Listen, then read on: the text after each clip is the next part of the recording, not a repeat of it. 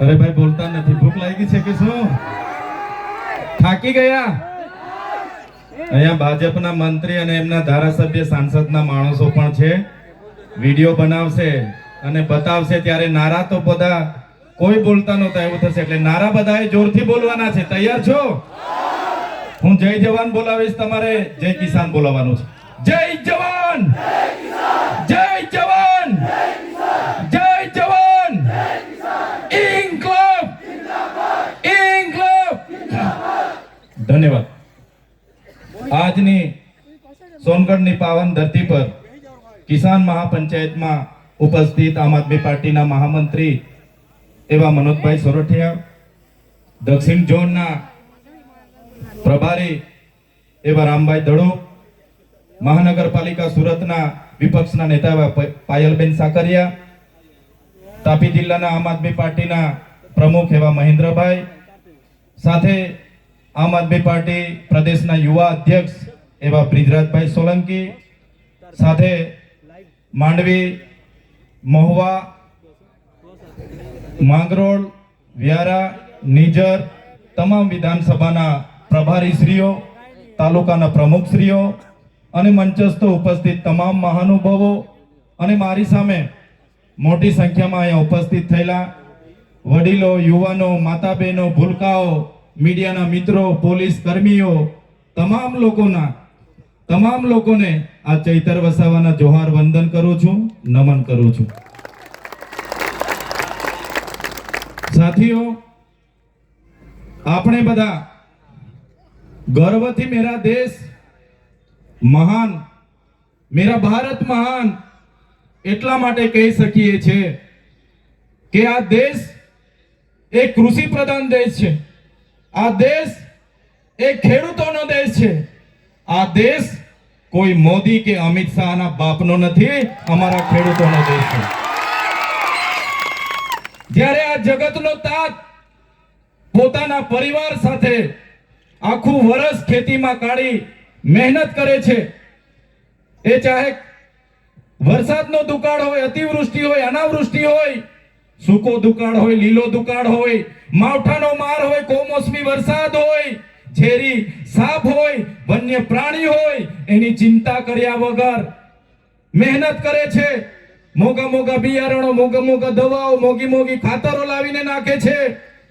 અને જ્યારે પાક કાઢીને જ્યારે પાક પાકી જાય છે ત્યારે આપણામાં કહેવત છે એ પ્રમાણે ઢોર ખાય, મોર ખાય, ચોર ખાય અને પછી વધે. ખેડૂત જ્યારે ઘરે લાવે, પોતાનું ભાણું ભરે અને જ્યારે વેચવા માટે બજારમાં નીકળે છે ત્યારે આ ભારતીય જનતા પાર્ટીની નીતિ તમે જોઈ લો.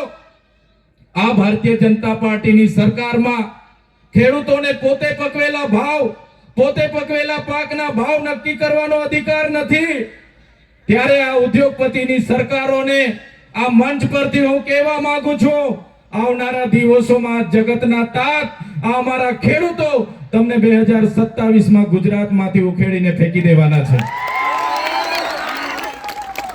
સાથીઓ, એક બાજુ ઉદ્યોગપતિઓના સંસદના આંકડાઓ બહાર આવ્યા, એમાં દેશના ઉદ્યોગપતિઓના 16 લાખ કરોડ રૂપિયા આ સરકારોએ માફ કર્યા. અને જ્યારે આજે ખેડૂતોને જ્યારે 2-2 લાખની લોનની વાત હોય, એની જમીનો જપ્ત કરવામાં આવે, એના ઘર જપ્ત કરવામાં આવે, એમની પ્રોપર્ટી જપ્ત કરવામાં આવે, ત્યારે આપણે બધાએ સમજી લેવાની જરૂર છે કે આ આપણી સરકાર નથી, આ સરકારે અદાણી અંબાણીથી ચાલતી સરકાર છે. એની સામે આપણે ઉતરવાની તૈયારી બતાવી દેવી પડશે. સાથીઓ, આ દેશ ડોક્ટર બાબા સાહેબ આંબેડકરે બનાવેલા બંધારણથી ચાલવો જોઈએ. જયપાલસિંહ મુંડા આદિવાસી સમાજના સભ્યએ આદિવાસી માટે કરેલા પ્રાવધાનથી ચાલવો જોઈએ. પણ 30 વર્ષના ભારતીય જનતા પાર્ટીના શાસનમાં આદિવાસીઓને મળેલા સંવિધાનિક અધિકારોનો અમલ નથી થયો. ગુજરાતમાં અનુસૂચિ 5 આજ દિન સુધી લાગુ કરવામાં નથી આવી.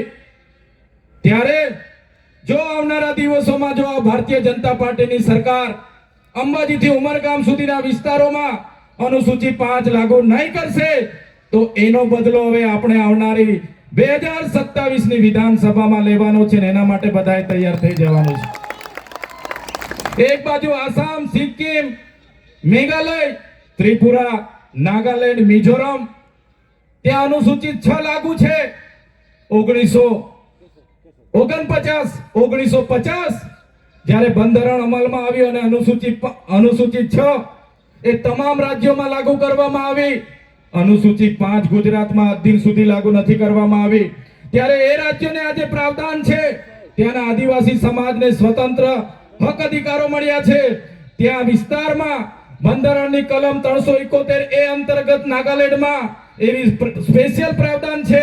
બંધારણની કલમ 371 જી અંતર્ગત મિઝોરમમાં સ્પેશિયલ પ્રાવધાન છે. બંધારણની કલમ 371 એફ અંતર્ગતમાં ત્રિપુરામાં સ્પેશિયલ પ્રાવધાન છે. ત્યાં કોઈ પણ ગ્રામ સભાની પરવાનગી વગર, કોઈ પણ પબ્લિક સુનાવણી વગર કે વ્યક્તિની પરવાનગી વગર કોઈ પણ પ્રોજેક્ટ નાખી નથી શકાતો.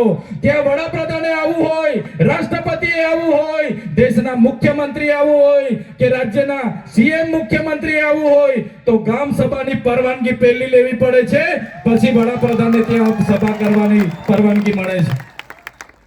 ત્યારે આપણે અનુસૂચિ લાગુ નથી. અને એના લીધે તમે જોયું હશે 1972 માં જ્યારે ઉકાઈ જળાશય આવ્યો, ઉકાઈ જળાશયમાં આપણા ગામડા ખાલી કરી દેવા પડ્યા. પોલીસનો ઉપયોગ કરવામાં આવ્યો, વિસ્થાપિત કરવામાં આવ્યા અને આપણા લોકો પોતાના મૂળ ગામમાંથી, પોતાની જમીનોમાંથી, પોતાની સંસ્કૃતિ, સમાજ અને પ્રકૃતિ સાથેથી છિન્ન ભિન્ન થઈ ગયા. આજે વિસ્તારમાંથી મેં રેલી સ્વરૂપે બધાને મળતો આવ્યો. મારી માતાઓ રડતી હતી, મારા વડીલો રડતા હતા. ત્યારે મેં તમામ લોકોને આહવાન કરું છું, હવે રડવાની, હવે જિંદાબાદ મુર્દાબાદ કરવાની, હવે લડેંગે જીતેંગે કરવાની એ સમય નથી. હવે આ લોકોને સત્તામાંથી ઉખાડી દેવાનો સમય છે. બધા તૈયાર થઈ જાઓ. સાથીઓ, આ સોનગઢમાં ડોસવાડામાં જ્યારે વેદાંતે કંપનીને 10,000 કરોડના MOU ગુજરાત સરકારે કર્યા, ત્યારે હું ધારાસભ્ય નહોતો, તો પણ આ લડાઈમાં અમે કાયમ લડવા માટે આવતા હતા. આપણા યુવાનો પર ખોટા કેસો કર્યા અને આપણી લડત એટલે સુધી ગઈ. ભલે યુવાનોને કેસ કર્યા, યુવાનોએ જેલમાં જવું પડ્યું, આજે પણ તારીખો ભરે છે, પણ મારી સોનગઢની જનતાને હું અભિનંદન આપું છું. આપણી બધાની લડતથી MOU રદ કરવા પડ્યા આજે, અને ડોસવાડા પ્રોજેક્ટ આજે અટકીને પડ્યો છે. ત્યારે સાથીઓ, અહીંયા માંડણમાં ટોલ નાકું બન્યું. એ ટોલ નાકું જ્યારે બનતું હતું ત્યારે પણ આપણે વિરોધ કર્યો. આપણે કીધું કે તાપીના જેટલા પણ લોકો છે એમને ટોલમાંથી મુક્તિ આપવામાં આવે. ત્યારે ચૂંટણી આવે એટલે અહીંના સાંસદ, અહીંના ધારાસભ્ય ગામડે વચનો આપે કે અમને જીતાડી દો, તમારા ટોલ અમે મુક્ત કરાવી દઈશું. અને આજ દિન સુધી એમણે ટોલ મુક્ત નથી કર્યા. ત્યારે તાપી જિલ્લામાંથી આપણે ભાજપને મુક્ત કરી દેવાના છે. તાપી જિલ્લાને આપણે ભાજપ મુક્ત કરી દઈશું, કેમ કે એમણે વચનો નથી પાડ્યા. અને આજે પણ અમારો કોઈ પણ ખેડૂત શાકભાજી લઈને સુરત માર્કેટમાં જાય, એની સાથે ટોલ વાળા હેરાનગતિ કરે છે. ત્યારે એમને હવે ક્યારે માફ નથી કરવાના. તમે સામે જોઈ લો, JK પેપર મિલ,